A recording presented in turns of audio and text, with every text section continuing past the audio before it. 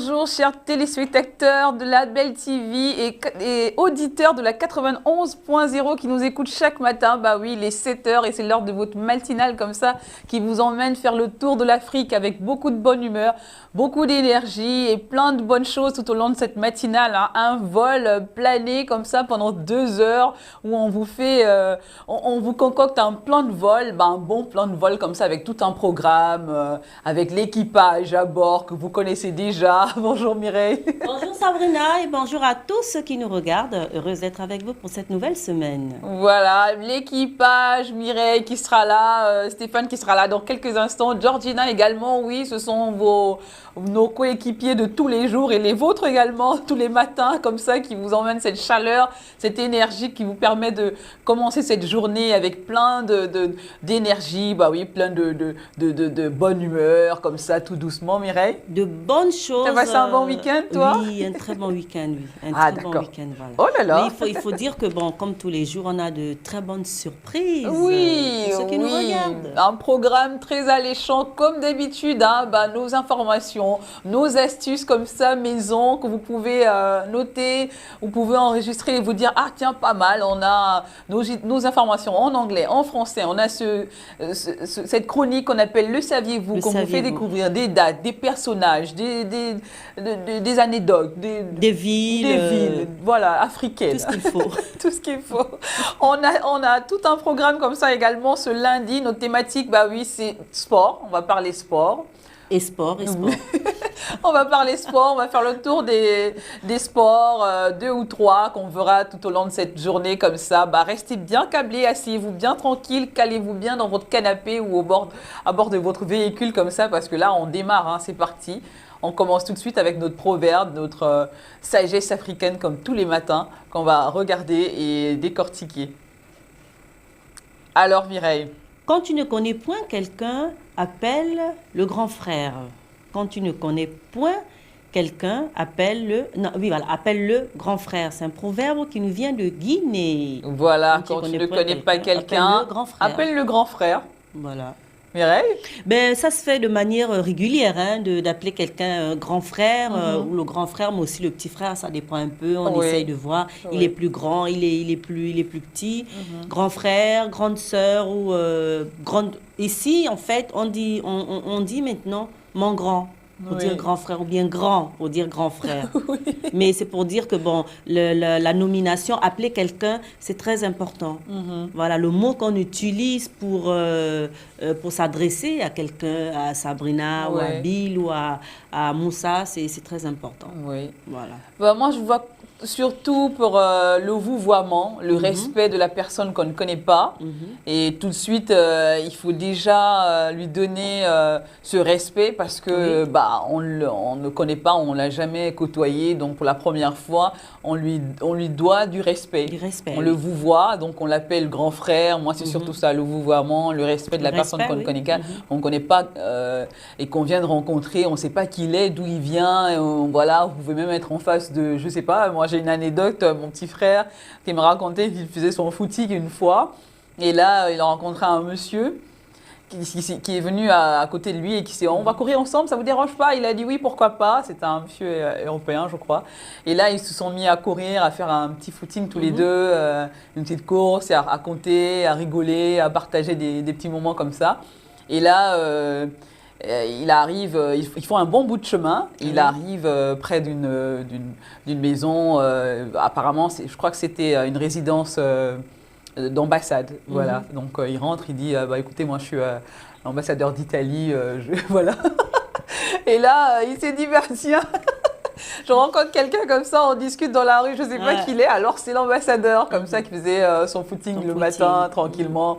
Heureusement qu'il a vouvoyé, il s'est dit écoutez, on va pas se tutoyer, on va se vouvoyer, je ne vous connais pas. Voilà. Donc, et puis le fait de dire grand frère, de suite crée comme une familiarité, c'est-à-dire un lien de parenté. Voilà, grand frère, voilà. De suite ça casse certaines barrières, ça casse les préjugés, les a priori, c'est important. Voilà, c'est le proverbe de ce matin, j'espère que vous l'avez lu ou écouté également chez vous, vous pouvez l'analyser également de votre manière et tout, et puis j'espère qu'il va vous accompagner et vous apporter un plus tout au long de cette journée. journée.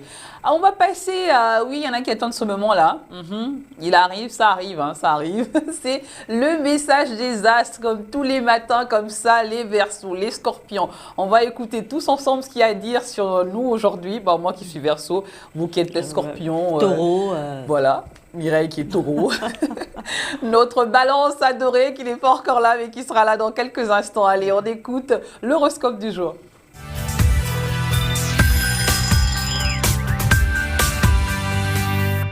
Bélier, dans vos loisirs, vous avez de bonnes chances de faire parler de vous.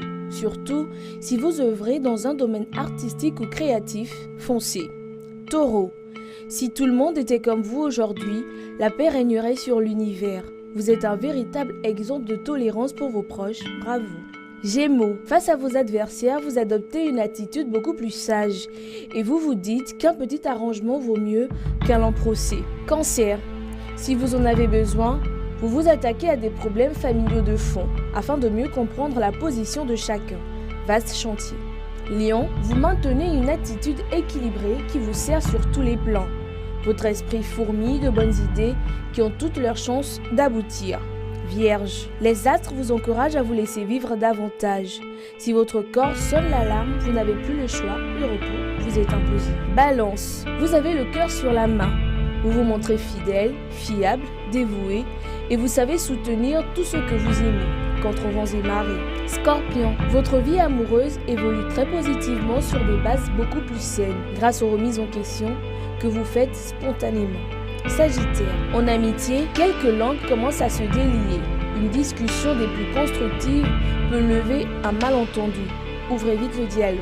Capricorne, vous cherchez toujours à arrondir les angles, même dans des confrontations houleuses. La sagesse et la maturité vous guident au quotidien. Bravo. Verseau, profitez de cet équilibre intérieur retrouvé. Vous voilà en pleine possession de vos moyens, au calme dans votre tête et au chaud dans votre corps. Poisson, vous ne supportez pas les dilemmes longtemps. Vous rassemblez volonté et courage pour prendre une décision qui arrangera le plus de monde possible.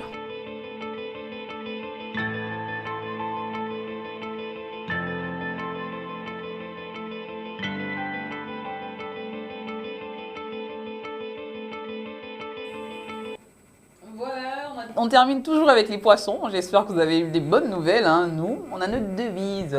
Oui, bien sûr, hein, quelles que soient les prédictions des astres, nous colorons notre ciel. Alors, c'est pour vous dire, même si les astres n'ont pas été cléments avec vous, colorez votre ciel. Moi, aujourd'hui, mon ciel, il est blanc. Oui.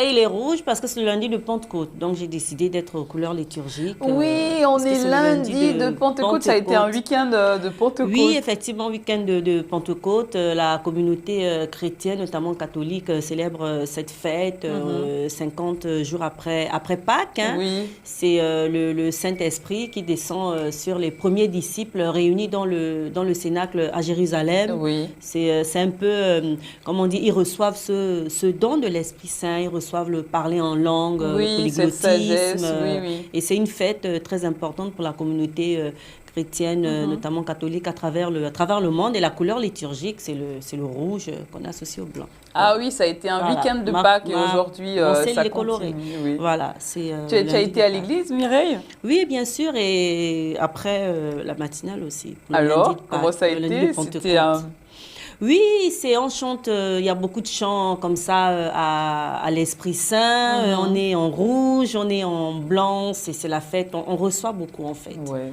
Voilà. Bonne fête de Pentecôte à tous qui nous regardent ce matin et qui nous écoutent. Hein. On est avec vous. Ça a été un week-end de Pentecôte et même aujourd'hui, certains sont encore là-dedans. Voilà, on continue. On va parler, on a une info ce matin, on va parler d'un sujet assez important. On ne veut pas faire de la publicité, on ne veut pas donner de l'importance à ceux qui font, ces actes de racisme. Oui, on va parler racisme dans le sport. Un peu partout, mais on va faire focus surtout sur le football parce que c'est récurrent. C'est quelque chose aujourd'hui, je trouve qu'on n'en parle pas assez, mais il y a vraiment une grosse frustration chez les joueurs africains en ce moment sur ce problème, sur ce phénomène. Oui, on va parler racisme dans le foot. C'est vraiment quelque chose aujourd'hui qui qui frustrent beaucoup les joueurs, Mireille. Les joueurs, on sent très bien qu'ils sont mal, mais ils trouvent pas un écho vraiment assez fort pour, voilà, ils trouvent qu'on n'en parle pas assez, que les sanctions ne sont pas assez lourdes autour de ce sujet. Le racisme dans le football, on le voit, tout le monde le voit, mais je ne sais pas, ça reste quand même effectivement, quelque chose. Et comme tu disais, peut-être les sanctions ne sont pas assez lourdes, assez mais il faut lourdes. voir qu'avant quand même que certains joueurs ne réagissent, il faut un trop-plein. Il faut vraiment un trop-plein, et là, ils réagissent comme ils peuvent. Oui. On a par exemple vu le coup de tête de Zizou, mais je pense que c'était un trop-plein quand même. L'accumulation, de toutes les frustrations. Toutes les frustrations, ça se manifeste par beaucoup de choses, et des mimiques on va dire, de singes, des mots assez durs, des mots racistes. Et ça, je pense que c'est bien d'en parler. C'est bien d'en parler. Et dans le domaine du sport, je pense qu'on n'en parle pas assez. Et ça continue. Ça continue.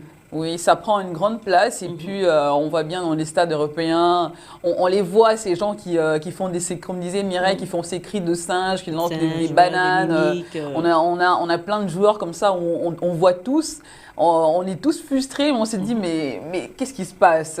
C'est quoi les sanctions? On a des sanctions quand même que la FIFA a essayé de mettre en place, comme interdiction de stade, arrêt momentanément du match. Combien de temps quand il s'agit de grands joueurs? C'est ça. Et il ne faut pas oublier non plus que ces joueurs qui sont victimes de racisme sont de grands joueurs qui font avancer l'équipe, qui font gagner des équipes. Bien sûr. Qui permettent à des équipes de gagner des championnats. Lorsque l'équipe gagne, tout le monde est content, mais on oublie qu'une équipe, c'est plusieurs pions. Et parmi ces pions, il y a des pions noirs. Oui. En guillemets, quoi. Il y a des pions noirs qui font gagner toute l'équipe.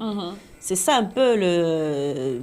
Et ce qui est dommage, Mireille, c'est qu'on passe très vite à autre chose. On passe très vite à autre chose. Oui, on a fait les cris de singe. Bon, on va passer à autre chose. On en parle comme ça, et puis on tourne la page. Oui, j'ai regardé sur une télévision autre où un consultant disait qu'il faut des sanctions vraiment dures, il faut des amendes exemplaires. Vraiment, et très médiatisées. Voilà.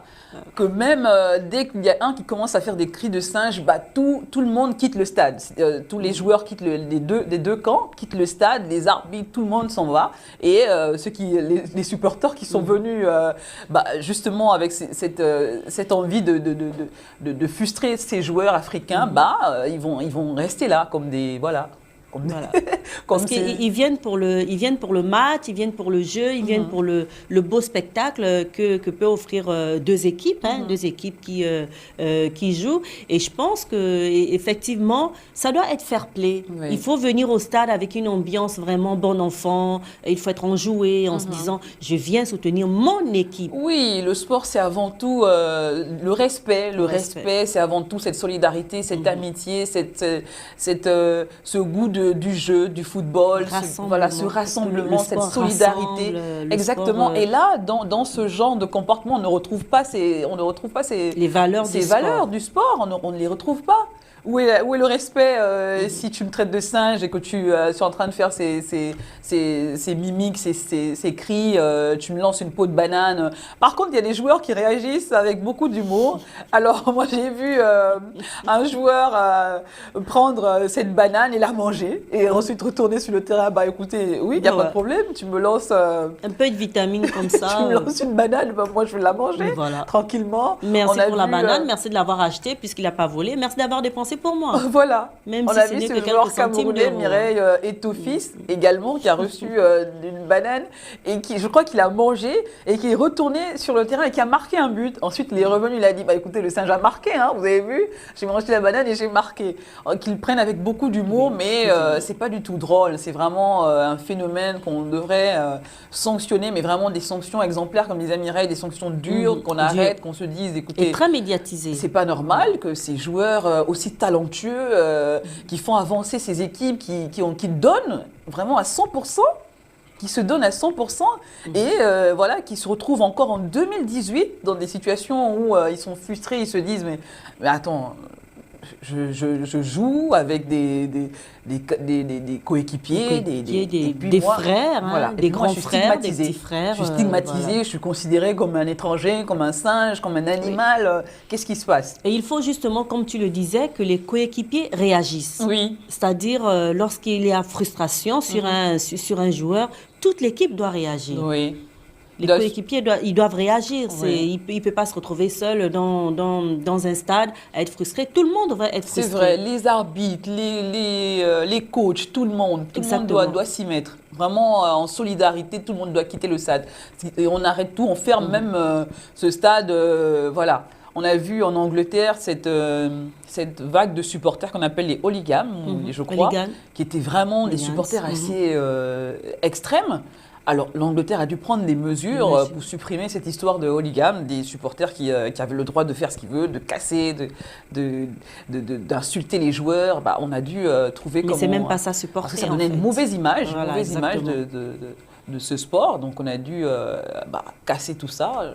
Voilà, c'est ce qu'on doit faire désormais pour ce genre de supporters. On aura l'occasion d'en reparler. On aura un invité dans quelques instants. Oui, un invité surprise. Je ne vous dis pas le nom, je garde le secret jusqu'au bout pour vous garder en haleine comme ça. Il sera là avec nous pour parler également de lui. Il a été un joueur... non, je ne vous en dis pas plus. Hein. On va regarder le clip et on revient tout de suite. Ah, notre encyclopédie mélomane, maison, pour nous donner toutes les infos sur la musique, la guitare, l'acoustique, la basse, derrière, il n'est pas encore labels, là. Tout le reste. Les labels, les années, la sortie de ce disque, de ce chanteur. Et même la coupe de l'artiste, quoi. C'est-à-dire la vie personnelle de l'artiste. Tout un ensemble que notre Stéphane, la Stéphio, comme l'appelle Mireille, nous fait souvent un petit checking là de ce genre de chansons. Bah, nous, on a écouté, on a aimé dans tous les cas. Comme ça avec le label Bomaye Musique, justement. Mais oui, le label Bomaye Musique, tu connais. C'est à force, hein. Ah non, on aime bien se taquiner, hein. C'est notre sucre dans notre petit déjeuner, dans notre thé, dans notre café, comme ça. On aime bien se taquiner tous les matins comme ça pour vous donner de l'énergie, pour vous mettre dans l'ambiance de cette matinale comme ça sur la télévision panafricaine internationale. Bon, on va continuer avec l'astuce, Mireille. Mais justement, Sabrina, la Stéphio, en fait, il a senti le truc. Hein, oui. Parce qu'on en a parlé. Il m'a dit non, j'en ai marre, je suis le seul homme sur le plateau, c'est moi qui vous sers de cobaye pour vos astuces beauté, il y en a marre. Je lui ai dit, mais viens, l'astuce sera intéressante, tu vas voir. Il m'a dit non, là, trop c'est trop, on verra. Donc je pense parce qu'aujourd'hui, nous parlons... le pauvre quand même. Ça, nous parlons de charbon. Nous parlons du charbon. Et en fait, on devait faire l'astuce, parce qu'on en emmenait un peu. Oui. Donc en fait, je voulais faire un masque au charbon sur son visage. Non, ne dis pas que tu devais encore mettre du charbon sur Stéphane. Non, mais c'est abusé, il a raison. Un peu de charbon comme ça. Parce que nous parlons justement des bienfaits du charbon. C'est vrai, ça n'a l'air de rien. Mais avec le charbon, on peut faire de bonnes choses. Le charbon, on va dire, s'invite dans nos cosmétiques, dans nos petites astuces maison. Alors, pour faire un masque au charbon, il vous faut, bien sûr, de la poudre de charbon qu'on peut trouver dans certains magasins, de la poudre de charbon. Et chez vous à la maison, vous mélangez simplement un blanc d'œuf. Oui. Vous mélangez et vous appliquez sur la peau. Sous forme de masque. Alors ça nettoie très bien la peau, ça évite les points noirs, l'excès de sébum. On voit cette poudre de charbon.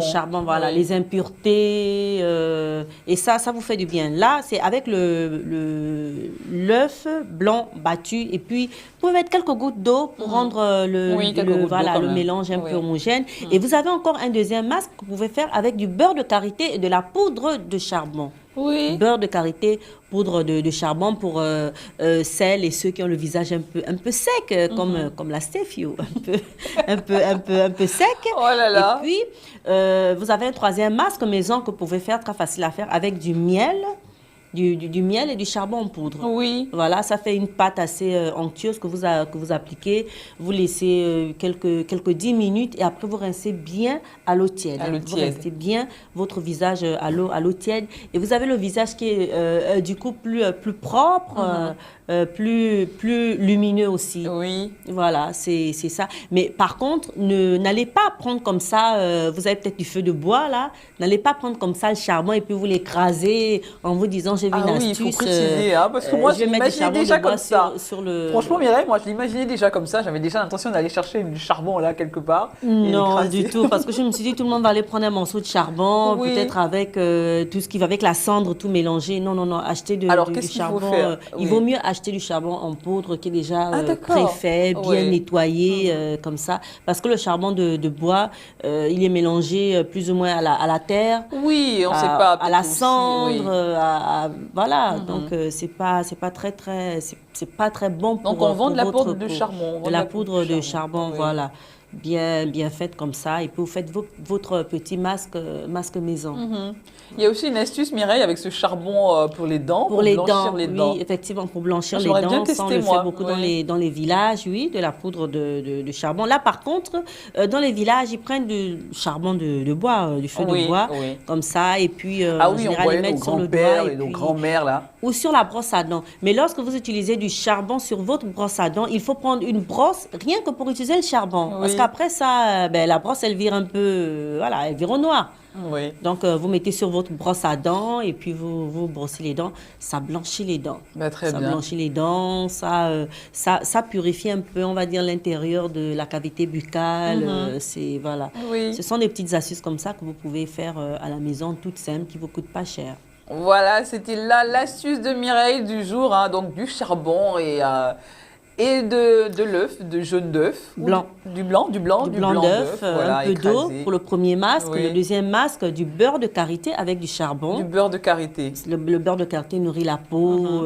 Et puis, vous avez aussi, avec le miel, là, c'est le côté adoucissant du miel, va vous faire du bien comme ça. Et après, votre visage est net, propre, débarrassé des points noirs. Avec toutes les impuretés, débarrassées, voilà. Voilà. Essayez, testez et partagez-nous si vous avez apprécié ou pas sur nos différentes pages des réseaux sociaux, un peu partout sur Instagram, sur Facebook. Commentez-nous, envoyez-nous d'autres astuces également avec du charbon, pourquoi pas. Partagez-nous vos astuces avec le charbon.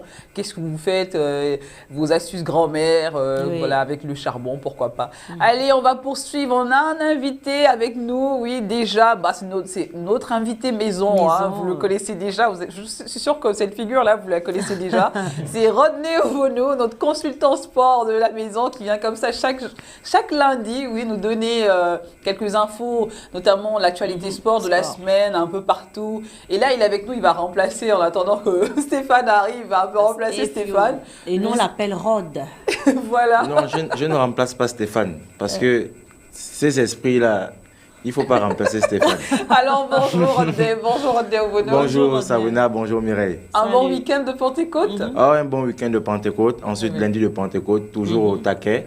Alors, vous savez que moi, je cours un peu partout, je suis sur tous les terrains du continent, sur toutes les pistes de l'Afrique. Alors aujourd'hui, je reviens chez moi pour une semaine, ensuite je retourne. J'ai un passeport illimité. Avec un visa aussi. J'ai un visa diplomatique, donc je suis un passe-partout. Aujourd'hui, je suis là pour, on va dire, parler de sport et parler de tout ce que vous avez comme question sportive. Prends pas l'habitude de venir comme ça t'asseoir là, parce que cette place-là, on subit beaucoup de choses. D'ici là, quand tu mets du charbon sur le visage... Vous savez, il y a certains qui... Eux, ils se lavent avec ce charbon, la poudre de charbon, le beurre de karité. Bon, on espère que... salut pour ces personnes-là. Oui, bien avant, on va peut-être en une minute, on a parlé un tout petit peu de racisme dans le sport. On en a débattu un tout petit peu. Tu peux peut-être nous dire quelque chose. Alors, le racisme dans le sport, c'est un sujet très sérieux. Même pas d'abord dans le sport, dans la vie. D'abord... dans la vie sociale, bien sûr. Le racisme a marqué plusieurs personnes et plusieurs sociétés des individus. Alors, lorsque vous allez dans le sport, nous avons plusieurs joueurs d'origine africaine qui ont été marqués par cet épisode-là. Nous en avons vu qui ont même pleuré. Je prends le cas de l'Italien d'origine ghanéenne, Mario Balotelli. Mario Balotelli, oui. Qui a plusieurs fois été victime de racisme. Je parle de Samuel Eto'o, qui a plusieurs fois été victime de racisme. Même des joueurs brésiliens des joueurs qui n'étaient pas africains ont subi ce fléau-là. Et il y a des réponses. Moi, j'ai aimé la réponse de Dani Alves, qui, lorsqu'on lui avait jeté une banane, eh ben, il a ouvert la banane et puis il a mangé. Il a mangé pour montrer qu'il allait au-delà de ces insultes-là. Oui. Et c'est dommage parce que ces personnes n'ont rien à faire sur des terrains de sport. Exactement. On va revenir sur ces actes scandaleux tout à l'heure. On va passer le journal tout en images en anglais. On va revenir pour en débattre.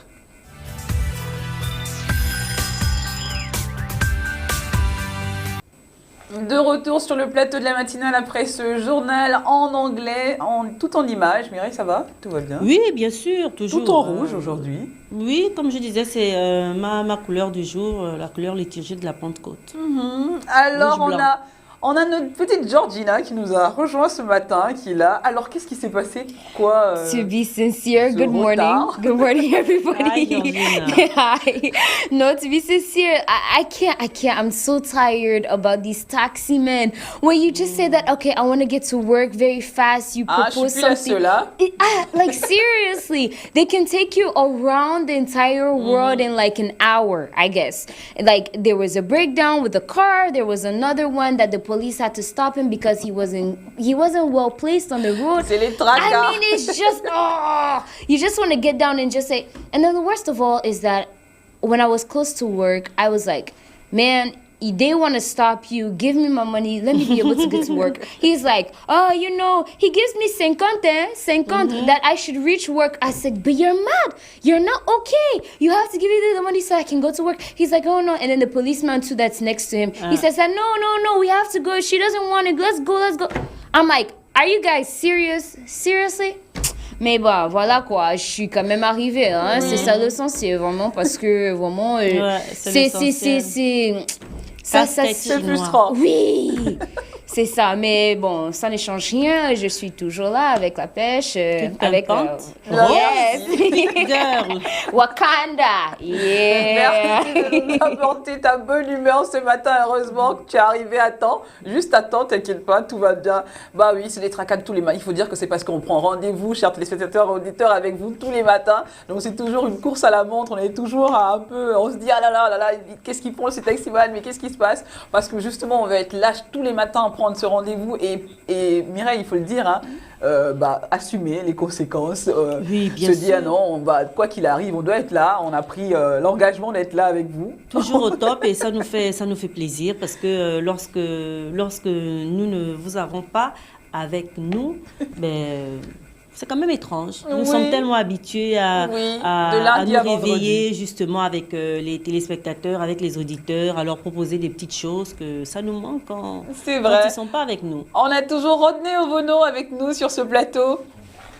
Oh, le frais, ça va? On parlait juste avant du JT, Georgina, on parlait de racisme dans le football, notamment ces joueurs africains qui subissent des actes de racisme comme ça. On rappelait tout au début de l'émission, Rodney, il faut le dire qu'on ne veut pas faire de publicité, on ne veut pas donner de l'importance à ces gens, on veut juste dénoncer ce phénomène aujourd'hui qui frustre ces joueurs et on voit bien que nous-mêmes aussi ça nous affecte, nous qui supportons ces joueurs, qui les encourageons chaque jour. Bon, moi j'estime que pour ces personnes-là, comme je disais avant le JT en anglais, elles n'ont rien à faire sur des terrains de football, des parquets de basket, quelles que soient les disciplines. Parce que le sport d'abord il rassemble, le sport on célèbre le sport. Alors si vous avez des personnes aujourd'hui qui vont dans des stades pour faire du désordre, pour casser, pour chanter, pour avoir des cris racistes, avoir des cris de xénophobie, moi je pense que la meilleure des choses c'est de les mettre en dehors des terrains. À un moment en Angleterre, nous avions des supporters qui ne venaient pas au stade pour regarder le foot, mais pour casser. C'était c'est des hooligans qui venaient juste pour faire du désordre. On en a parlé, oui. Et nous avions même en Russie des supporters qui se donnaient rendez-vous pour se battre.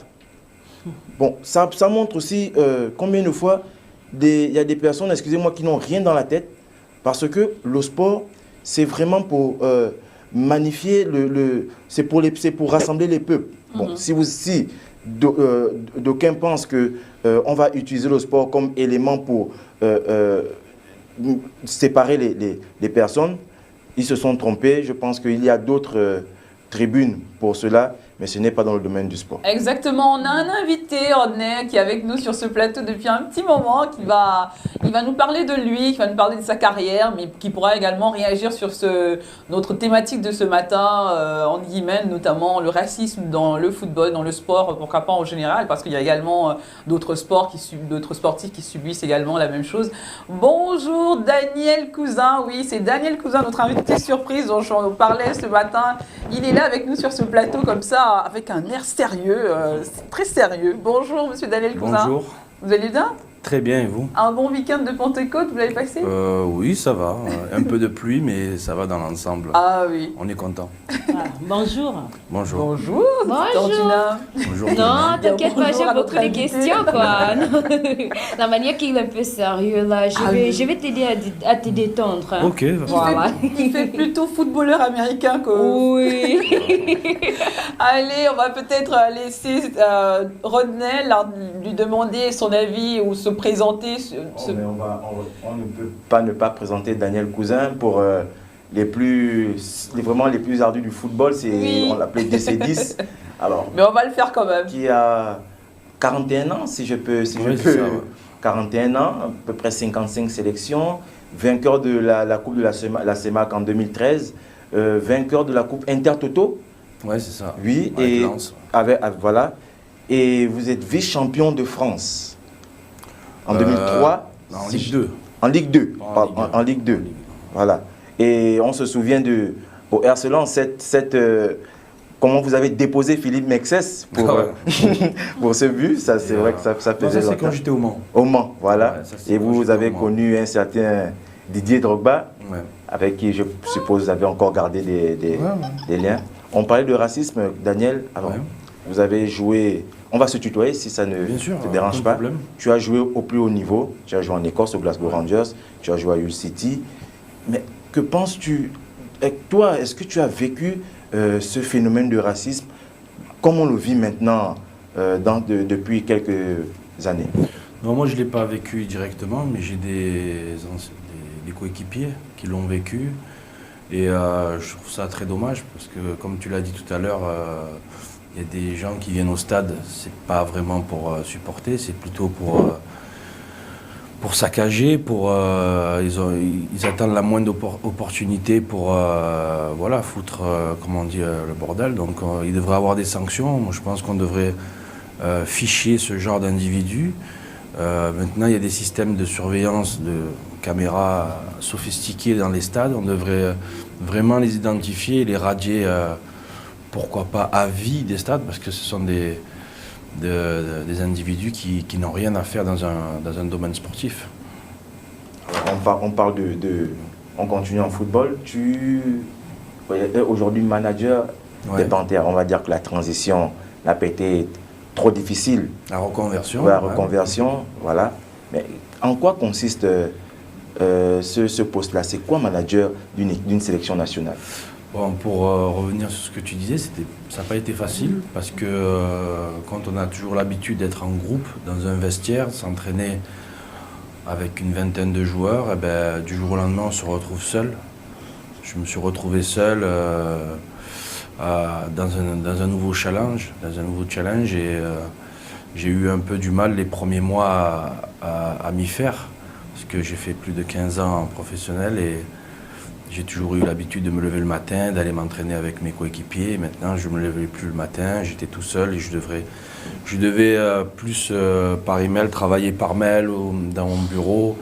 Et c'est totalement différent, c'est une autre vie. Donc, je me suis adapté et ouais, donc maintenant, j'ai pris un peu, disons, le rythme.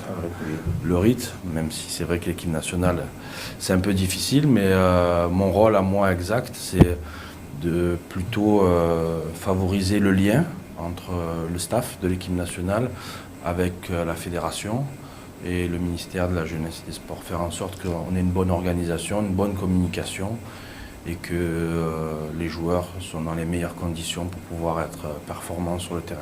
Alors, toi-même, tu as joué au plus haut niveau. Mais quel est le souvenir?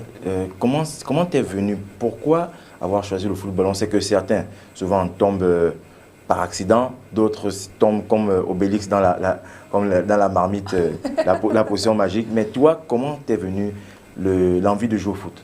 Déjà, moi, j'avais un père qui était fan de foot, qui adorait le foot, même s'il n'a jamais été professionnel. Je suis né à Libreville, mais j'ai grandi à Marseille. Je suis arrivé à Marseille, on est arrivé à Marseille, j'avais 3 ans. Et comme vous le savez, Marseille, c'est une ville de foot. Oui. Tout le monde parle de foot, donc même quand on va à la boulangerie, à l'école, c'est l'Olympique de Marseille, c'est bon. Et donc moi, depuis tout petit, j'avais le foot, si vous voulez, même mon grand frère jouait, donc c'est une culture à Marseille. Le foot, on joue dans la rue, on joue partout, c'est un peu comme en Italie. Donc tout de suite, j'ai voulu me lancer dans le foot. Bon, pas tout de suite, j'ai pris conscience que je pouvais en faire mon métier. C'est beaucoup plus tard, aux alentours de 14-15 ans, que j'ai compris que de ma passion, je pouvais en faire mon métier. Donc,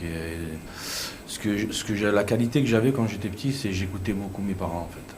J'écoutais beaucoup mes parents et surtout mon père. Et donc, je me suis donné une certaine discipline, une certaine rigueur, c'est pas facile à un certain âge, pour pouvoir réaliser mon rêve, c'est tout. Et alors, voilà. tu étais en France, tu as été même en Grèce, tu as tourné un peu en Grande-Bretagne. Quel était l'un des points forts, les moments les plus touchants dans ta carrière? Est-ce que tu en as un mon premier contrat pro, hein, c'est ce qu'on veut quand on est jeune. On se dit, on commence à jouer au foot, on se dit est-ce qu'on peut être professionnel? Est-ce qu'on peut passer à la télé comme les autres et tout. Et ça a été mon premier contrat professionnel qui a été une grande satisfaction pour moi, pour mon père. Et après, bien sûr, mon premier but en Ligue 1 à Monaco, oui. Parce que c'était des années de travail et la première fois que je me suis revu passer à la télé, c'était vraiment génial. C'est des faits marquants parce que c'est un rêve de gosse en fait. Je pense que dans la vie, quand on réalise ses rêves, c'est la plus belle chose qui puisse nous arriver, c'est réaliser ses rêves et surtout faire plaisir aux parents, à la famille. Alors, les gens ne remarquent pas souvent que derrière il y a un travail et on ne voit que les avantages, mais pourtant il y a des inconvénients. Bah oui, c'est beaucoup de sacrifices, le monde professionnel. Bien sûr, c'est plus facile de juger quand on est derrière la télé, mais il y a un gros travail de préparation, surtout la formation en France qui est très dure. En Ligue 1, Ligue 2, il y a pratiquement 900 joueurs professionnels en Ligue 1, en Ligue 2, c'est pareil à peu près. Sur 65 millions d'habitants, vous imaginez comment la porte elle est très étroite et c'est très difficile. C'est très difficile, il faut se forger un mental, beaucoup de travail, de patience aussi. Et voilà, il faut bien s'entourer. Après, il y a une part de chance, mais je pense que la chance, il faut aller la chercher, il faut la provoquer, elle n'arrive pas tout seul. C'est avec la persévérance et le travail. Mais c'est clair que les gens qui n'ont jamais connu ce monde-là ont du mal à s'imaginer. Ils ont plus facile à juger quand ça va pas, surtout. C'est souvent quand ça va pas, ils jugent facilement. Ils ont plus facile à juger dans les moments difficiles, mais derrière, ils savent pas ce qui se passe réellement dans le milieu professionnel. Bon, je vois que je vais pas te garder pour moi parce que les filles sont aussi impatientes de te poser des questions. Oui, on a les yeux en cœur comme ça, on regarde Daniel Cousin comme ça raconter sa carrière, comme ça on a les yeux qui brillent, comme ça on va aussi te poser quelques questions. René, qu'est-ce qu'il y a? Allez, je te taquine. Georgina, qui a peut-être une question de notre invité? No, let's first of all start with Mireille because I'm sure her question will be more serious than that of mine. So let me give you the first. Donc tu me poses une question pas sérieuse. Bon, voilà quoi. On commence d'abord avec toi. Comment sais-tu qu'elle est sérieuse? Tu parles anglais parfaitement, ça peut... Oh, thank God, hallelujah. No, but she'll start first. No, you should start first, Mireille, vas-y. Ok. Alors moi, je voulais vous poser une question, mais ça c'est par rapport à l'équipe nationale. Oui. Que pensez-vous de leur niveau actuel? Le niveau actuel, il est décevant. Il est décevant parce qu'on n'a pas atteint les objectifs qu'on voulait, pour X raisons, bien sûr. Hein. Je pense qu'il y a une remise en question globale de tout le monde. La façon dont la gestion de l'équipe nationale, elle n'est pas... Je ne pense pas qu'elle soit au niveau. Et donc, malheureusement, ça se répercute sur les joueurs. Après, c'est un travail d'équipe. C'est comme les dirigeants doivent se comporter comme les joueurs sur le terrain. C'est un travail d'équipe. Et puis, il y a aussi ce qui nous met en difficulté, c'est le championnat local, qui est quand même inconstant. Il y a beaucoup d'arrêts. Et malheureusement, ça freine la progression des joueurs. Voilà. Après, on sort d'élections à la fédération assez difficiles, où il y a eu des tensions. Donc voilà, il faut retrouver du calme, de la sérénité, repartir sur des bonnes bases, organisation, communication. On n'est pas encore bien au niveau de la communication. Et voilà, on doit s'inspirer des autres équipes nations qui ont réussi, comme le Sénégal, ou même Côte d'Ivoire, qui ont réussi à aller en Coupe du Monde. Et nous, on n'arrive pas encore à trouver notre identité, quoi. Donc, on a l'impression parfois qu'on avance et sur 6 mois, 1 an, et après, l'année d'après, on recule, on fait 2-3 pas en arrière. Donc, c'est pas l'histoire de 1 ou 2 personnes, hein, bien sûr un collectif. C'est un ensemble en fait. C'est un ensemble et voilà. Quand on arrivera à travailler ensemble, avec de la solidarité, communication, et je pense qu'on pourra devenir, parce qu'on a le potentiel. Le potentiel, après il faut l'exploiter, sinon on peut le garder toute une vie, un potentiel, sans rien faire. Voilà. Merci. Oui, Georgina. Let's go. De toute façon, Monsieur Daniel Cousin, il est avec nous pendant un bon petit moment, donc t'inquiète pas. So I wanted to ask, since he says that you know how to speak English, in terms of your success as I prefer speak French, please. French, Yeah, okay. yes, French. Elle aussi, elle a du mal, hein?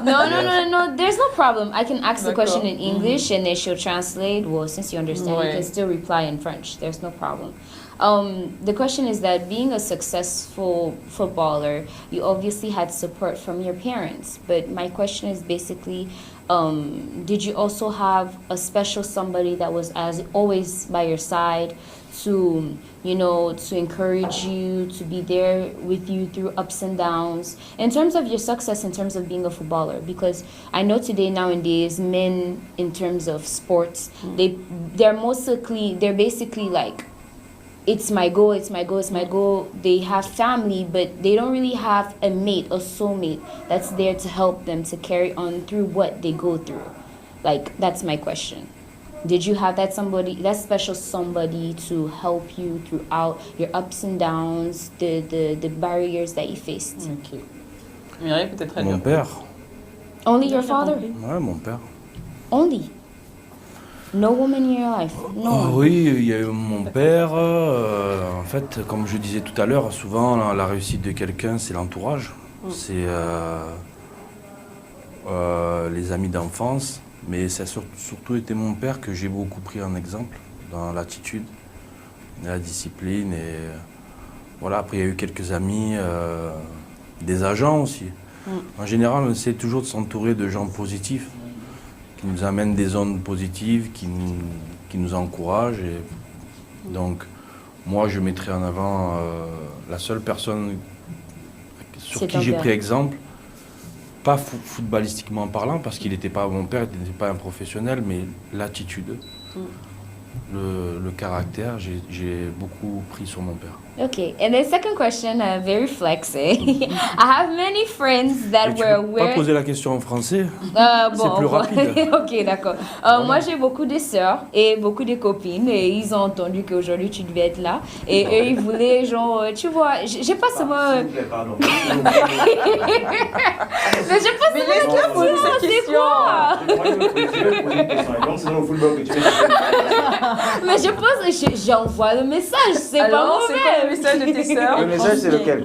Le message, bon, tu sais que c'est... C'est pas moi je vais faire football, Daniel. Pose la question. Ok, voilà. En fait, eux, ils voulaient, s'il y a c'est les Black Panthers ou c'est juste les Panthers? Bon, en tout cas, les Panthers, s'ils sont libres, voilà. Il y a des célibataires dans l'équipe nationale. Bon, c'est pas vers moi c'est pas moi qui a besoin de le numéro, mais tu peux me donner et je vais donner avec cette gentille là. Non, mais j'envoie mon message. Voilà. Donc il a rejeté, j'ai envoyé quand même un message. Donc voilà.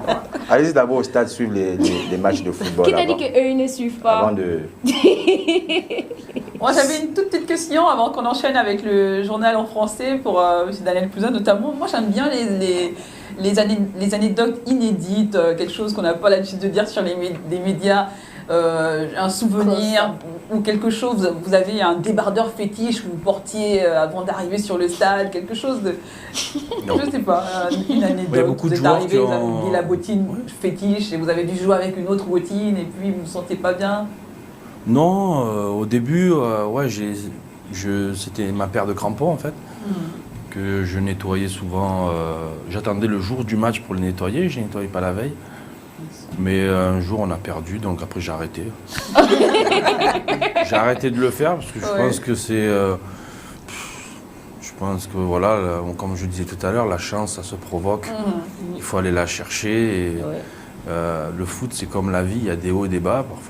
Parfois on peut faire les choses très bien et ça passe pas. Il y a un facteur chance également. Voilà, qui est là. Après, je ne pense pas que les superstitions ont leur place dans le monde professionnel. Ah, mais il y en a qui sont quand même assez superstitieux. Oui, ils le sont, mais je pense que c'est plus leur travail qui est récompensé que leur fétiche ou leur je sais pas quoi. Voilà. D'accord, vous restez avec nous et Rodney Obono également, on va continuer à vous interviewer. Mais pour l'instant, on va écouter, présenter Mireille, si tu nous permets. Oui, bien sûr, le journal télévisé en français qui va vous être présenté par Sabrina Massima. Voilà.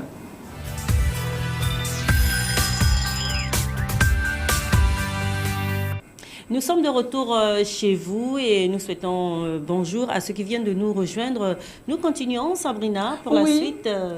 Chez vous. Tu vas jouer les DJ? Oui, nous sommes de chez retour. vous. Oui. Chez vous. Chez eux. Oui, tu étais là-bas? Chez les téléspectateurs chaque matin. Voilà. On est dans les foyers des gens chaque matin. Ok. Mais nous sommes chez eux. Hein. Non, je n'ai pas refusé. Juste en manière que tu as dit ça, quoi. Oui, chez vous. Allez, qui va jouer les DJ ce matin pour nous Ah bon, c'est elle. C'est elle parce que tout à l'heure, j'ai vu... on appelle ça comment? Chronique sport, c'est ça? Oui. Monsieur, il était en télé. Donc, c'est oui, juste pas que... Daniel Cousin s'est bougé voilà, un tout petit peu. S'est bougé et Rodney va l'accompagner. Donc, voilà. Pour notre deuxième voyage musical. Voilà, on écoutait là une louange moderne comme ça, avec une cadence un peu dombolo, Mireille. Oui, on va dire ça. C'est une chanson, en fait, je pense qu'ils disent Dieu, qui est dédiée à Dieu, avec des cadences un peu qu'on retrouve partout, dans tous les coins de rue. C'est dans ces cadences. Quoi. Voilà. On est toujours avec nos invités, Rodney Obono et Daniel Cousin. Oui, on l'a réquisitionné sur ce plateau, il ne bouge pas. D'habitude, nos invités, ils fuient rapidement. Là, non, là, on le garde ici avec nous pendant 2 heures. Là, il ne bouge pas. Collé, serré avec l'équipe de la matinale. Rodney? Oui, il intègre la matinale FC. Oui. Bon.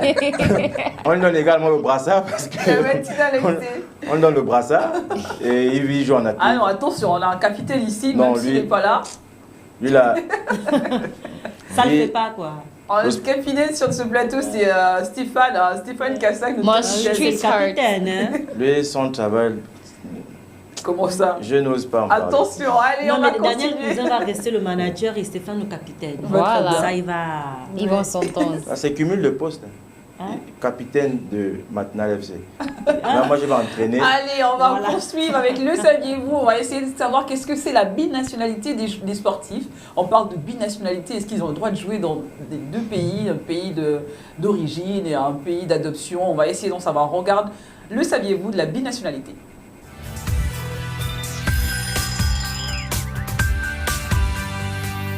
Dans le domaine du football, la double nationalité permet aux joueurs qui en sont détenteurs de pouvoir choisir sous certaines conditions et dans un cadre réglementé la sélection nationale du pays dont ils défendront les couleurs. Les joueurs titulaires d'une double nationalité, une fois qu'ils ont disputé tout ou une partie d'un match officiel pour l'équipe nationale de leur choix, ne peuvent plus jouer pour une autre équipe nationale. La FIFA est responsable du maintien de l'application des règles déterminant si un joueur de football est habilité à représenter un pays. En 2004, en réaction à la tendance croissante à la naturalisation de joueurs étrangers dans certains pays, la FIFA a adopté une nouvelle réglementation visant à éviter certains abus. Cette réglementation dispose que le joueur détenant plusieurs nationalités doit démontrer un lien évident avec le pays qu'il souhaite représenter. En cas d'enfreint au règlement, la FIFA a le pouvoir d'annuler les résultats des matchs internationaux d'une équipe comportant des joueurs inéligibles. En temps, il était possible pour les joueurs de porter les couleurs de plusieurs équipes nationales à condition d'en avoir la nationalité, soit par la double nationalité, soit en ayant été naturalisé. Ainsi, Alfredo Di Stefano, un des joueurs les plus reconnus de son époque, a d'abord joué en 1947 pour l'Argentine, son pays de naissance, puis pour la Colombie en 1949, mais ces sélections n'ont pas été reconnues par la FIFA et l'Espagne en 1957 et 1961. En janvier 2004, une nouvelle décision est entrée en vigueur et permet à un binational de représenter un des deux pays dont il a la nationalité, soit lorsqu'il fait partie de l'équipe junior de ce pays, soit lorsqu'il est en âge de faire partie de l'équipe officielle, à condition qu'il ait moins de 21 ans. Le premier joueur à avoir bénéficié de cette nouvelle réglementation est Ontar Aïa. Il a joué pour l'équipe de France des moins de 18 ans avant de représenter l'équipe d'Algérie lors des éliminatoires des Jeux Olympiques de 2004. En novembre 2007, l'ancien président de la FIFA, Sepp Blatter, a déclaré à la BBC: « Si nous ne mettons pas fin à cette farce, si nous n'arrêtons pas ce flux de joueurs en provenance du Brésil vers l'Europe, l'Asie vers l'Afrique, il y aura sur les 32 équipes qui participeront aux prochaines Coupes du Monde, 16 dont la moitié seront des joueurs brésiliens. Un joueur binational peut choisir de jouer pour l'un des pays dont il possède la nationalité. Une fois le choix fait, il ne peut plus jouer ou rejouer pour les autres pays dont il est ressortissant. Ainsi, Thiago Motta a également disputé 3 matchs amicaux avec le Brésil, son pays de naissance. Étant donné qu'il est d'origine italienne, il a pu être appelé par la fédération italienne pour porter les couleurs de l'équipe nationale. Il joue aujourd'hui pour l'Italie. L'ancien défenseur du Paris Saint-Germain, David Luiz, possède 2 nationalités. Il a cependant choisi l'équipe du Brésil. Voilà, on parlait là de la binationalité, oui, notre thématique de ce matin, lundi, on parle sport. Donc là, on avait cette chronique comme ça sur la binationalité, Mireille. Donc ces joueurs qui ont la possibilité de jouer pour deux équipes, notamment pour 2 pays, on va le dire comme ça, un pays d'adoption, un pays d'origine. Oui, bien sûr, mais c'est fréquent dans le sport, hein, des joueurs binationaux qui jouent pour l'un pour l'autre. Mais c'est vrai que c'est un peu, pour moi, c'est un peu un méli-mélo, je ne comprends pas grand-chose. C'est vrai, je sais c'est pour la binationalité, mais je ne sais pas à quel moment ils peuvent jouer pour leur pays d'adoption, pour leur pays d'origine, pour quel championnat. Parfois, ils ont 2 nationalités. Oui, voilà. Peut-être on va en savoir plus avec notre invité. Alors, à quel moment, Mireille, nous, on ne comprend rien. À quel moment on joue pour... son pays d'origine, son pays d'adoption. Ils ont changé le règlement, la FIFA, parce que à mon époque, quand on jouait, même pour les espoirs, pour les jeunes, on était obligé, si on jouait pour la France, on était obligé de rester... jouer pour la France le restant de sa carrière. Maintenant, ils ont changé le règlement. On peut jouer pour la France, admettons, c'est un exemple que je donne, en jeune. Et après, pour le choix de l'équipe nationale A, on peut encore choisir. Donc, il arrive un moment où le joueur doit faire son choix. Après, dès qu'il a touché les A, c'est terminé. Dès qu'il a touché l'équipe première, les A, il ne peut plus faire machine arrière. Oui. Donc, et ça a été votre cas? Non, moi je suis venu jeune. Ouais. J'avais eu la possibilité d'aller en espoir, mais j'ai choisi de venir pour le Gabon très jeune. Et voilà, moi j'ai pas tergiversé. Hein. Je savais ce que je voulais dès le départ. Et voilà, après, il y a beaucoup de joueurs, disons, ils ont du mal à prendre cette décision. On a vu dernièrement Fekir, qui a eu pratiquement 3 ou 4 mois de réflexion avant de choisir la France. Espérons qu'il ne va pas le regretter plus tard. Rodney, Aubameyang également, ce joueur de l'équipe nationale, il a dû faire un choix, je crois. Oh, lui, bon, il a la nationalité française, sa maman est espagnole. Donc, il avait le choix. Alors, le choix, c'est le choix du cœur. Le choix du papa, c'est le Gabon. On a beaucoup de joueurs comme ça qui ont fait ces choix-là. On en a aussi d'autres qui ont fait d'autres choix, mais ont regretté. Je pense notamment à l'Espagnol d'origine marocaine, Mounir El Haddadi, qui a joué à Barcelone, qui a joué un match avec l'Espagne. Et aujourd'hui, il amène l'affaire devant le TAS parce qu'il voudrait jouer pour le Maroc. Il faut aussi comprendre que certains joueurs veulent jouer pour certains pays, des pays africains parce que ces pays-là vont en Coupe du Monde et ces joueurs ont la possibilité de jouer. Parce que si vous allez dans une sélection en Europe et après vous jouez 1-2 matchs et vous n'êtes plus rappelé, surtout lorsque vous jouez une compétition officielle, et si vous n'êtes plus rappelé, eh bien votre carrière en niveau A, comme on appelle les A, donc la sélection Fagnon, la carrière en niveau A, elle s'arrête là. Donc beaucoup ont fait malheureusement ce choix-là de jouer pour des équipes en Europe ou bien ailleurs et aujourd'hui ne sont plus rappelés. Et certains aussi ont compris qu'il faudrait jouer ici en Afrique. Je parle notamment de Riyad Mahrez. Riyad Mahrez qui a la nationalité française mais qui joue pour l'Algérie. Je parle de Mehdi Benassia, le Marocain, oui, qui pouvait jouer pour la France mais qui a décidé de jouer pour le Maroc. On a plusieurs cas comme ça. Bon, on en a aussi d'autres qui ont clairement dit qu'ils ne se sentaient pas concernés par le pays de leurs parents. Je pense notamment à Corentin Tolisso, le Français d'origine togolaise, qui avait dit lui il ne se sent pas du tout togolais, il se sent français. Je pense à Mario Balotelli, qui a dit que lui il se sent italien, il est italien, donc il a été adopté par les jouera pour l'Italie. Voilà. Donc c'est des cas comme ça, ils choisissent, c'est leur plan de carrière. Après, pour d'autres, ça se passe plutôt bien, et pour certains, ça se passe mal. Alors, Daniel Cousin, est-ce qu'on peut dire que c'est un choix de cœur aussi parfois? On se dit, oui, moi je suis patriote, je vais jouer pour mon pays. Oui, c'est un choix de cœur, mais comme il disait aussi, souvent l'influence des parents. Oui. Ça dépend si les parents ont une réelle attache au pays ou pas. Ah oui. Certains, comme Tolisso, ont grandi en France. Peut-être qu'il n'a jamais mis les pieds au Togo, donc il ne connaît pas la culture du pays, il ne connaît rien, et peut-être qu'il n'avait pas forcément envie de découvrir, donc il a suivi son instinct, et voilà, c'est un choix. La vie, elle est faite de choix. Bien sûr. Espérons simplement qu'il n'ait pas à le regretter par la suite. C'est tout. Bah, vous mangez déjà les feuilles de manioc, le manioc, comme ça. Allez, Rodney, on passe à ta chronique sport, oui. Alors, l'actualité sport de cette semaine. On va en parler avec Daniel. Nous avions les éliminatoires de la Coupe d'Afrique des Nations des moins de 20 ans. Oui, donc les U20. Les juniors, les U20. Et le Gabon, il participe à ces éliminatoires-là. Alors, les Gabonais ont gagné 3-0. Ah bon?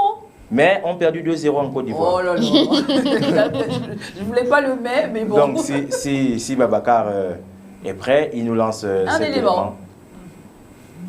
Débuté ce vendredi, le second tour des éliminatoires de la Coupe d'Afrique des Nations de football des moins de 20 ans Niger 2019 a pris fin ce dimanche. Dans plusieurs stades du continent, certains jouaient leur survie quand d'autres voulaient assurer leur qualification.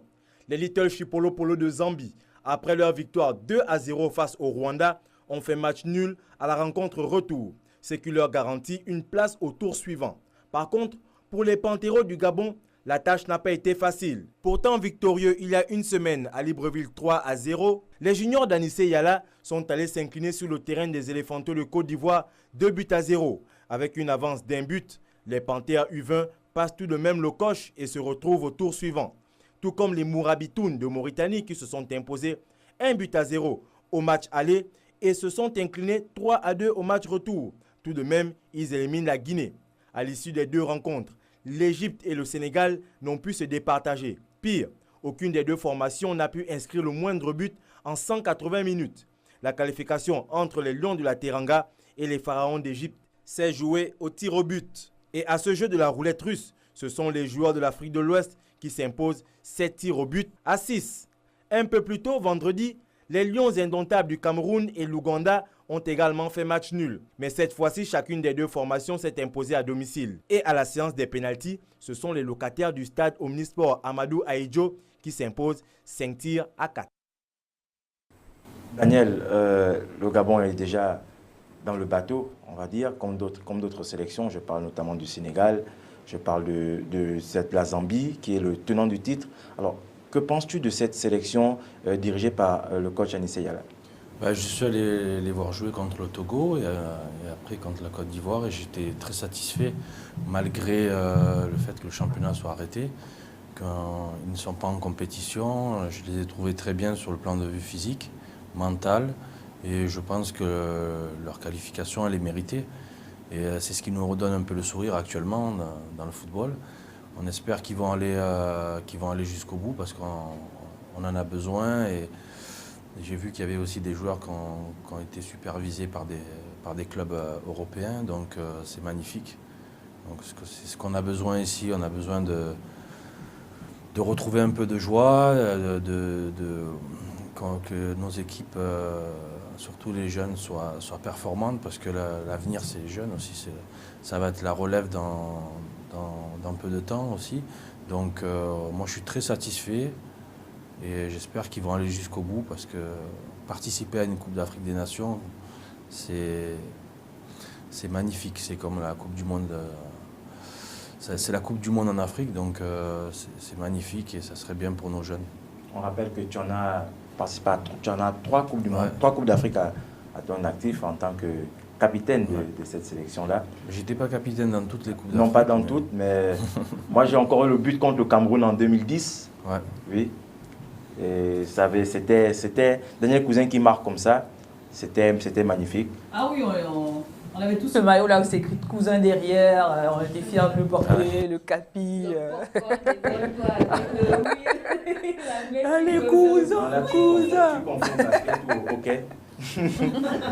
Alors Daniel Cousin, Anissé Yala, qui est un ancien joueur et qui a décidé d'accompagner cette jeune équipe des U20 comme ça, on voit bien qu'il a l'air de bien connaître ces jeunes et bien le maîtriser.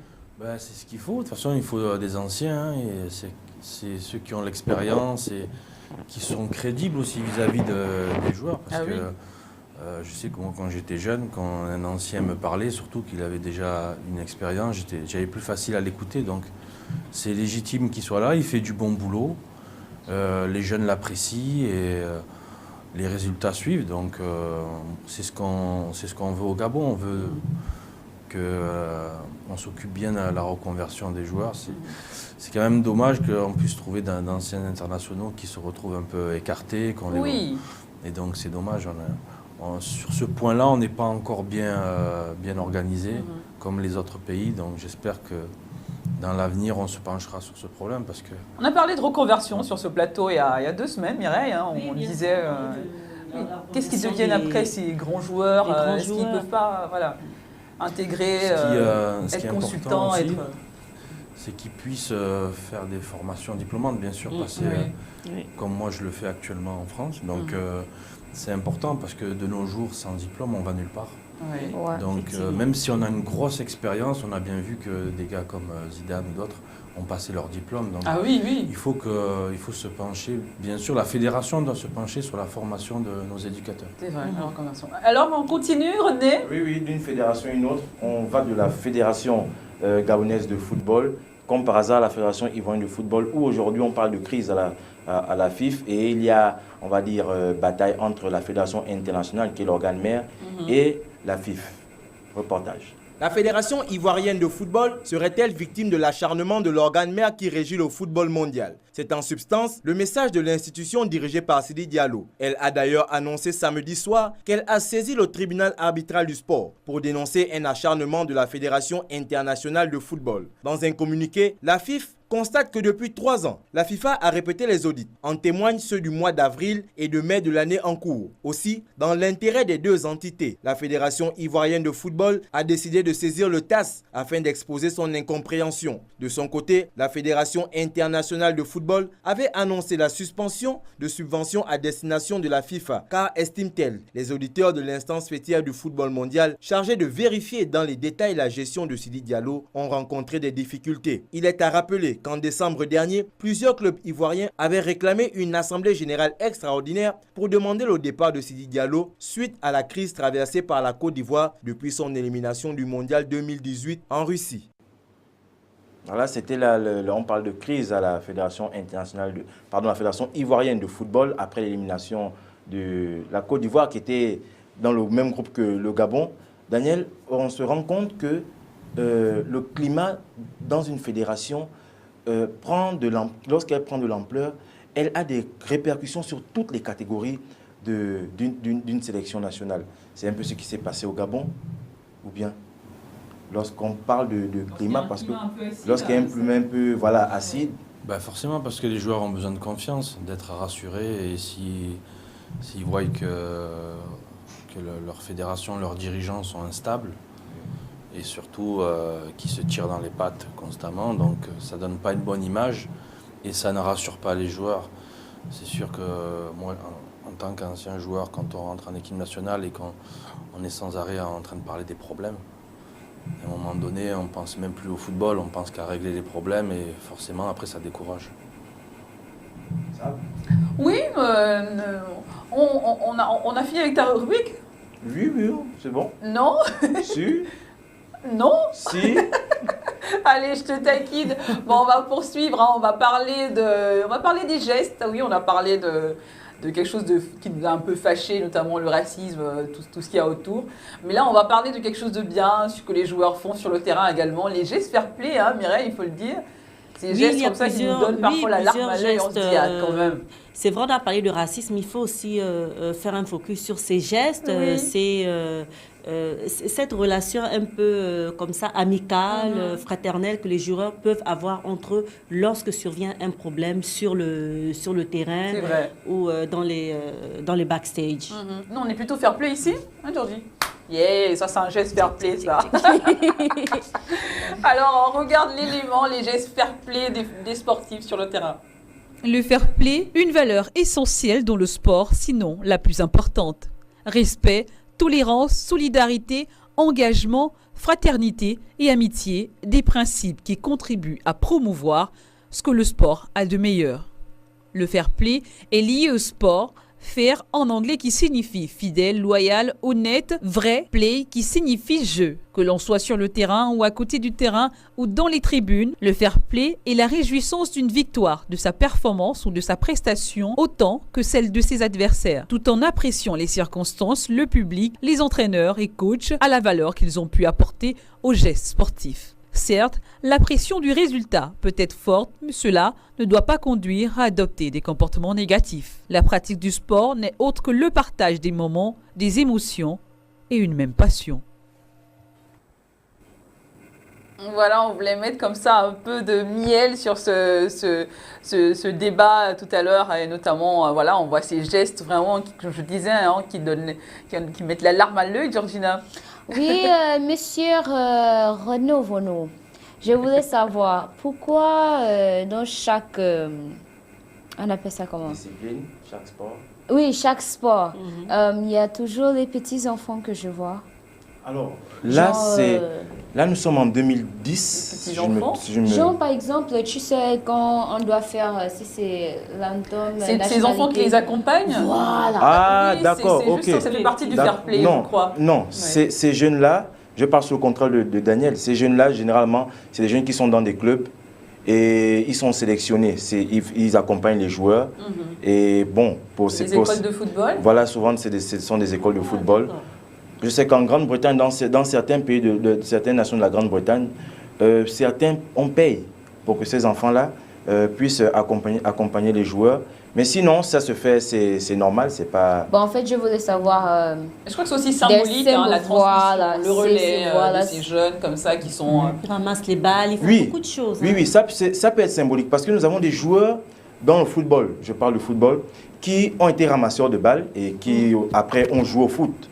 Donc, c'est aussi, lorsque vous avez, je prends un exemple, Daniel étant là, si moi je suis plus jeune et je vois Daniel jouer, je me dis, bon, c'est vrai que je suis ramasseur de balles, mais j'ai l'opportunité de côtoyer Daniel Cousin. Alors, si je peux côtoyer Daniel Cousin, moi j'aurais cette envie-là de faire comme lui, de faire voir mieux que lui. Parce que c'est ça aussi le sport. Et donc, surtout, sans oublier que ces enfants, contrairement à beaucoup de personnes, ils foulent le stade, le vrai stade. C'est un privilège. Voilà, nous sommes plus dans les gradins en train de... C'est des privilégiés. Mais ces petits, ils sont là, ils sont à 1 mètre de Daniel Cousin, de Drogba. Ils peuvent à la limite le toucher, ramasser la balle. Donc, monsieur Cousin, ça veut dire que je peux amener mes neveux, je les inscris dans une école spécialement pour le foot. Ensuite, tu peux te balader avec au stade, quoi. Non, ce n'est pas lui qui décide. Non, ça c'est une tactique que Georgina a trouvée. Moi, je veux numéro de téléphone. C'est faux. Et le numéro de téléphone, c'est pas pour moi, hein. C'est pour mes copines. Non, là, je crois que ce sont ses neveux. Tu emmènes des petits enfants. Non, mais mes neveux, je n'ai pas les enfants, donc c'est pour ça que j'ai dit les neveux, genre, même s'ils ont 4 ans, 5 ans, quoi. 4 ans, 5 ans. Faire une demande à la fédération, bien sûr. Oui, mais moi je vais faire vite fait. C'est pour ça que j'ai Maman, fais une demande à la fédération. C'est con. Alors Daniel Cousin, c'est geste fair play. On dit que le sport c'est quand même quelque chose qui rassemble, qui a beaucoup d'origine, de diversité. C'est vraiment, il y a un geste particulièrement qui vous a. Moi, touché. ces gestes sont tout simplement humains, c'est tout. Oui. Je pense qu'à un moment donné, il y a certains, ils oublient qu'on... Voilà, on est des humains. Ah, vous êtes comme des robots sur le terrain à un moment donné. C'est un peu la compétition, la rivalité qui fait en sorte que certains ils oublient. Voilà. C'est vrai. Donc on voit que quand même il y a encore des sportifs qui ont un grand cœur et qui font passer plutôt la relation humaine avant les résultats sportifs. Vous-même, vous avez eu un geste fair play, vous avez échangé un maillot. Ça dépend. On voit souvent des échanges de maillots comme ça avec d'autres joueurs. Ça dépend, en fait, des fois on est dans un contexte tendu. Ça peut arriver dans l'énervement, on peut avoir des réactions bizarres. Ah oui. Oui, ça arrive. On voit des coups de tête, on voit des... Une autre question. C'est comme dans la vie de tous les jours, des fois, on peut avoir et regretter par la suite, avoir de mauvais gestes, mais dans l'ensemble, je pense qu'il faut rester humain, et solidaire, et surtout quand c'est un partenaire. Tout à fait. Oui, tu avais une autre question pour notre invité? Je voulais savoir comment tu gagnes ton numéro. Genre, le numéro de... Le dossard? Oui, est-ce que c'est toi-même qui choisis ou c'est quand on te donne le numéro? Avant, à mon époque, souvent le 9, 10, 11, tout ça, ça représentait les attaquants. Et maintenant, après ça a changé, maintenant on peut même prendre le numéro 30, le 26, le 27. En fait, souvent le 9, je pense que c'est l'époque de Platini, on disait le 10 c'est le milieu de terrain, le 9 c'est l'avant-centre. Maintenant on peut se rendre compte que même le 9 il peut être à droite, à gauche, au milieu. Et vous jouiez à quel poste? Mais c'est pas bon ça. Il y a des joueurs qui ont des numéros fétiches encore, on va y revenir. Donc... Mais si l'attaqueur, il a par exemple... L'attaquant numéro 11, c'est 11 non? Ou c'est 9? Oui, 11. Ça veut dire que l'autre équipe va facilement savoir que c'est toi et c'est eux qui vont t'attaquer. Oui, ils savent. Non, c'est selon les postes. Non, c'est le poste. C'est selon les postes. S'il joue en attaque, généralement, il est confronté au défenseur et au milieu de terrain. Donc, c'est très rare que d'autres attaquants se confrontent entre eux. Mais comme il parle des dossards, par exemple, en Europe, en Grèce, eh ben, il y a un gardien qui portait le dossard 10 et le milieu de terrain portait le dossard 1.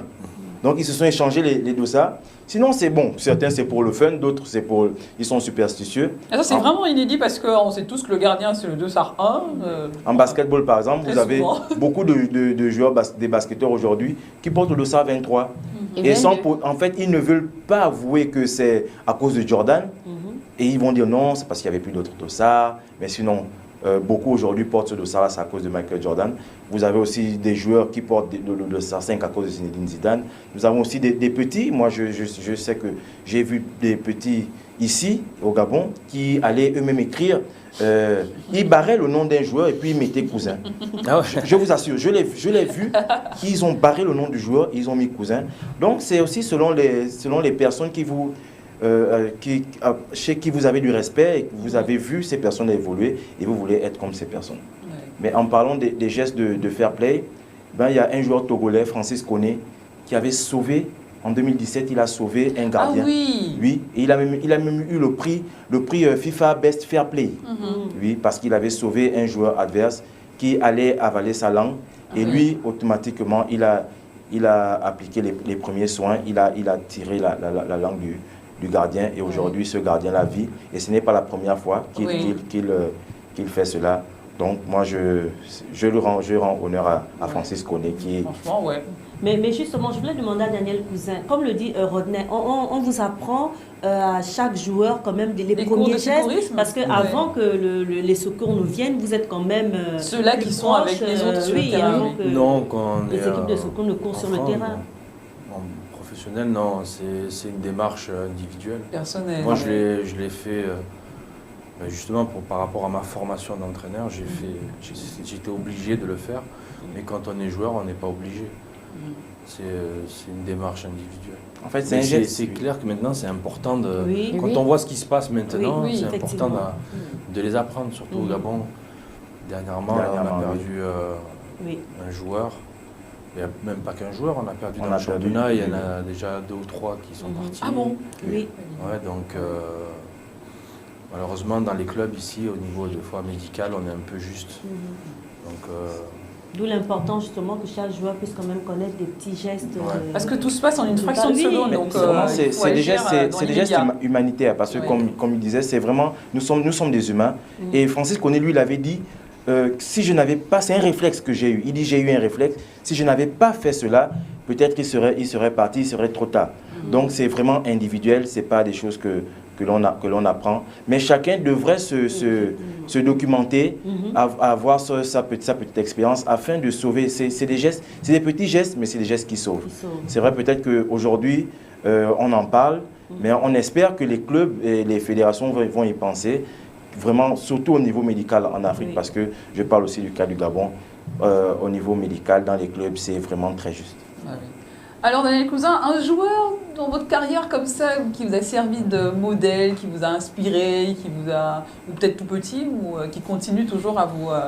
Zidane, parce que c'est Marseillais, et j'ai grandi à Marseille, et j'ai grandi pas loin de la cité où il a évolué, où il a grandi, donc Zidane dans son caractère, dans sa carrière, dans tout. Après, bon, il y en a d'autres, j'ai côtoyé Drogba aussi, Didier. J'ai participé à son ascension, donc. Mais celui vraiment qui me marque encore actuellement, c'est Zidane, parce que je trouve que dans son humilité, son travail, sa communication, c'est un exemple pour tout le monde.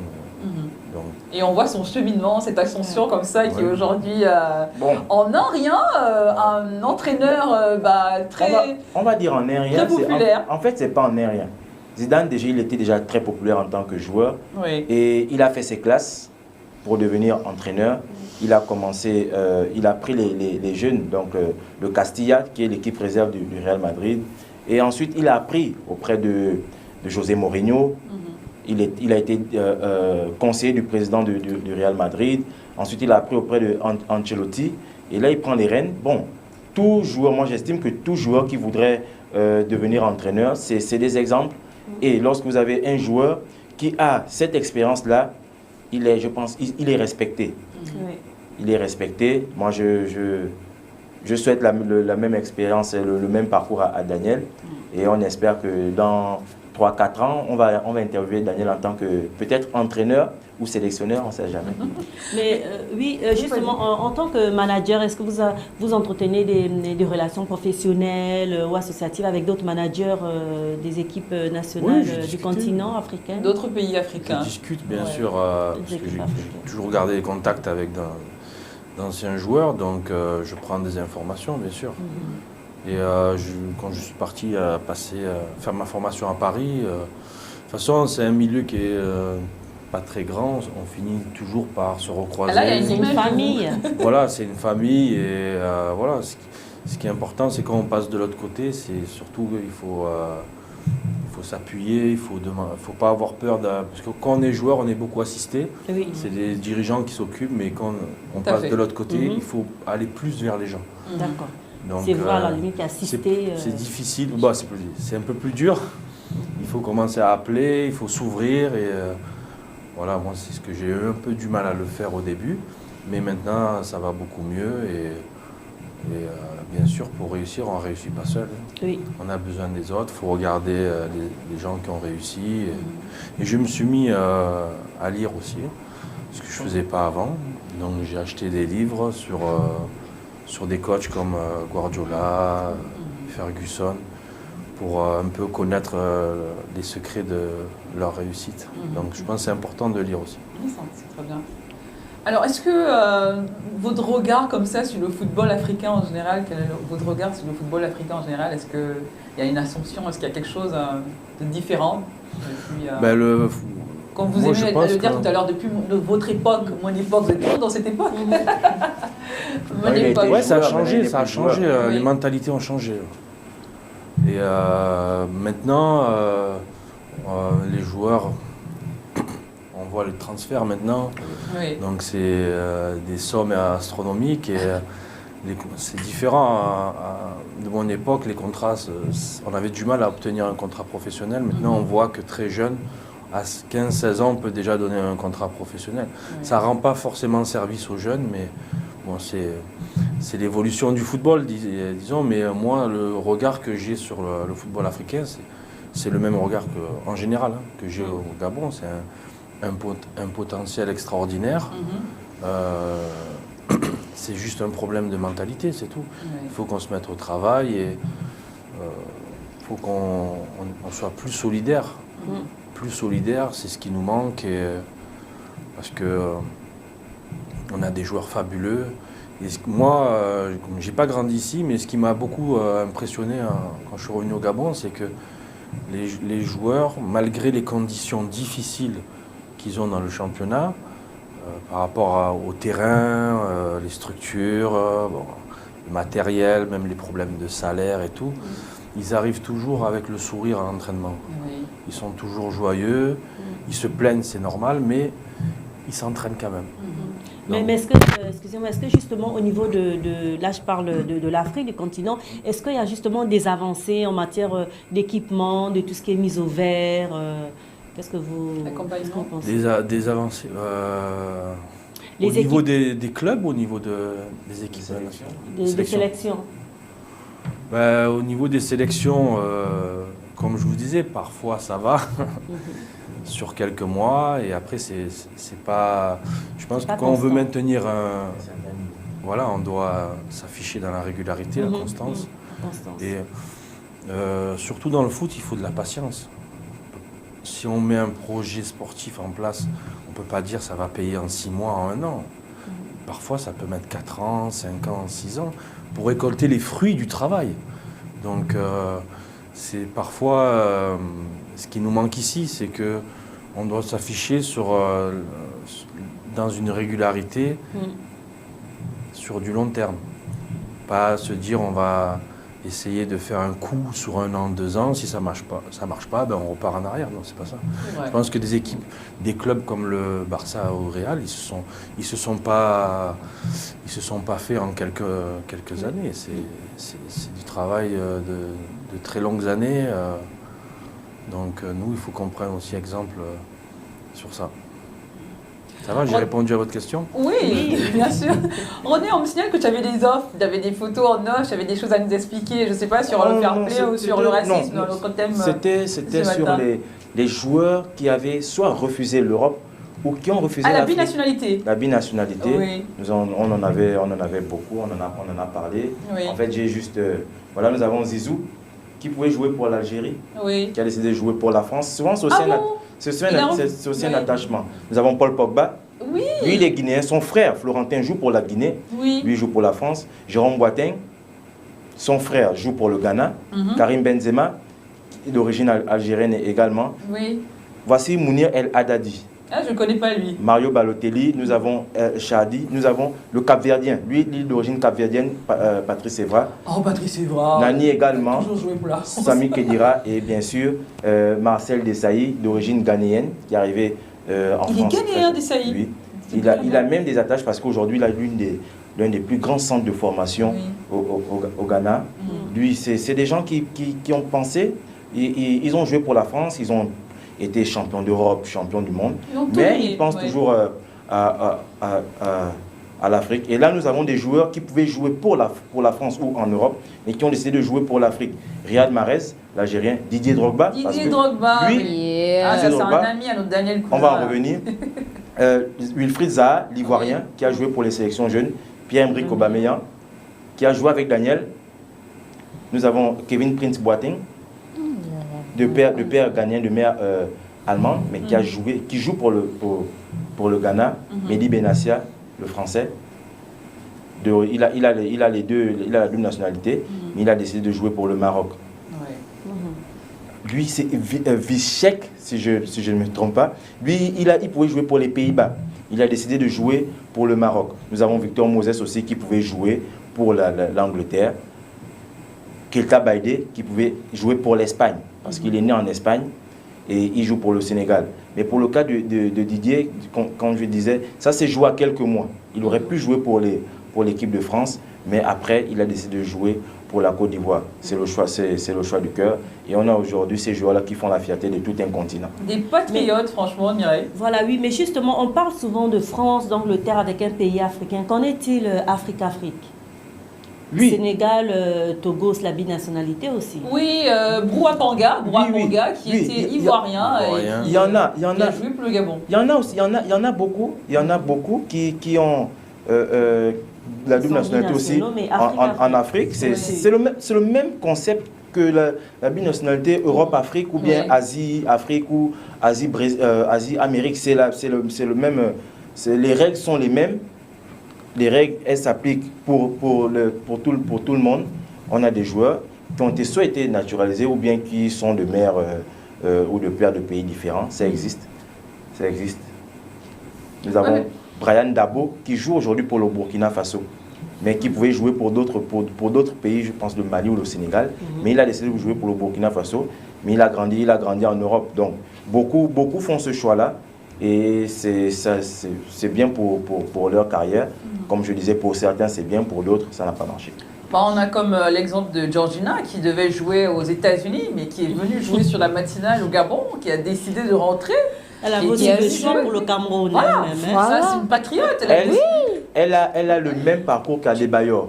Oui. Alors, tu étais quoi, attaquant avant-centre aux États-Unis? No, defender. I was a defender. Elle est née aux États-Unis, a grandi au Cameroun de parents gabonais.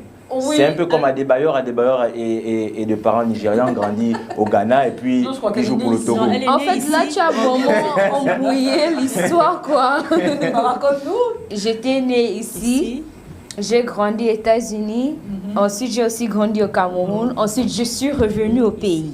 D'accord. C'est la même chose? C'est pas la même chose. Juste qu'on l'a inversé. Ça a été un parcours, des sélections comme ça au Cameroun, aux États-Unis, et ensuite finalement elle joue pour le Gabon. Voilà. Non, mais le plus important, c'est qu'on garde nos joueurs sur le continent. Oui. Parce qu'il y en a beaucoup qui vont à l'étranger très tôt. Je parle de l'Europe, je parle des Amériques, peut-être de l'Asie, qui vont très tôt. Et après, ces personnes n'ont plus d'attache. Parce que généralement, l'attache, ce sont les parents. Oui. Et lorsqu'elles n'ont plus d'attache, eh ben, pour ces joueurs-là, comme le cas de Corentin Tolisso, le joueur français d'origine togolaise, qui n'a jamais mis pied au Togo, mais qui a été cash avec Claude Leroy en disant je ne me sens pas togolais parce que je n'ai aucune attache, je ne connais pas les valeurs du Togo, donc je préfère jouer dans un pays où je suis né, où j'ai grandi et dont j'ai des attaches profondes. Et les frères Touré, Rodney, il y a Touré, les frères Touré, nés en Côte d'Ivoire, grandis en Côte d'Ivoire, ils sont allés un peu plus tard en Europe. Oui. Ils ont joué pour comme ils étaient dans un club, la SEC Mimosa, qui a des attaches avec les clubs en Europe et beaucoup en Belgique. Donc ils sont allés, ils ont joué. Pour certains, ils passent. Généralement, quand on passe dans chaque pays, on peut avoir la nationalité, comme Samuel Eto'o qui a la nationalité espagnole. Oui, donc les frères Touré, nés de parents ivoiriens, grandis en Côte d'Ivoire, ils sont juste allés faire on va dire, moi j'appelle ça des stages, pour quelques années, et ils sont rentrés. Déjà, il a arrêté avec la sélection. Oui, il a arrêté. Le frère aussi, Kolo, a arrêté avec la sélection, mais il tourne autour de la sélection. Il est à peu près le même rôle que Daniel, mais lui, il est dans le staff directement du sélectionneur. C'est un peu ça. Merci Rodney Obono d'avoir été avec nous sur ce plateau, de nous avoir donné toutes ces informations sur le sport, de l'actualité sportive de la semaine et tous ces débats avec nous sur la matinale, notamment sur le racisme, sur la binationalité et sur les gestes fair play ce matin. Merci encore d'avoir... Franchement, tu nous as apporté beaucoup de fraîcheur, hein, Mireille. Oui, bien sûr. On va se séparer sur cette bonne ambiance. On avait avec nous Daniel Cousin, lui, qui restait avec nous, collé serré, comme je l'ai rappelé, comme dans les zouks là, collé serré, avec nous sur cette matinale. Je connais pas cette chose. Allez, on va se séparer, on va se dire au revoir, on va faire un dernier tour de table et puis on va passer la parole. On va commencer par qui? Non, les invités d'abord. Les invités d'abord. Honneur aux invités. Moi, je ne suis pas invité. Hein. Si tu es notre invité sur ce plateau, quoi qu'il arrive. Allez, on va laisser le soin à Daniel Cousin de nous dire au revoir. Daniel Cousin qui est le manager de l'équipe nationale du Gabon, on le rappelle, et qui était avec nous pendant 1h30, pendant 2 heures sur ce plateau. Alors on va se dire au revoir. Au revoir et merci pour l'invitation. J'espère qu'on se reverra. Et... Un mot de fin, conseil. Je sais que vous êtes très carré. Au revoir, à demain. Un conseil sur ces jeunes joueurs qui ont l'agna, qui veulent faire comme vous, qui veulent... Mais... qui a encore beaucoup de restrictions. Le travail, persévérance, humilité, et voilà. Solidarité, c'est facile à dire, mais plus difficile à faire. Oui. Mais pour réussir dans peu importe le domaine, peu importe le sport, il faut ce genre de qualité et être à l'écoute aussi. Voilà. Merci Daniel Cousin. Allez, on se dit au revoir. Lundi et à Gen Sports. Gen Sports ce soir, 21h, heure de Libreville, comme toujours. 21h, oui. Bon, j'espère m'entraîner un jour avec Daniel parce que vous savez que je dois m'entraîner en rugby, je dois m'entraîner en taekwondo. Maintenant, je vais m'entraîner en foot. Attention, ne te casse pas une jambe, on a besoin de toi. Non, nous, on est multidisciplinaires, donc on peut tout faire. Alors, à la prochaine à tous les On se retrouve sur Gen Sports à 21h. Oui. Mireille, on va se dire au revoir les filles. Oui, bien sûr, on va se retrouver demain pour une matinale toujours riche en couleurs, en invités et puis en rubriques. Voilà, passez une excellente fête de Pentecôte, passez une excellente journée, à demain. As for me, they say work hard, play hard. I played this morning. I can't wait to see you guys for the English newscast exactly at 12:30. Don't miss it. Bye. Allez, on se retrouve demain. Passez une agréable journée. On vous laisse en compagnie, surtout les auditeurs de la 91.0 qui sont déjà à l'écoute, oui, de Teresa de Castro qui est déjà dans les studios de la 91.0, cette radio de Label TV et radio, oui. Ça va? Ça va Teresa? Allez, on vous laisse en compagnie de Teresa et à demain pour une autre thématique, notamment femmes, santé et environnement. Allez, passez une agréable journée.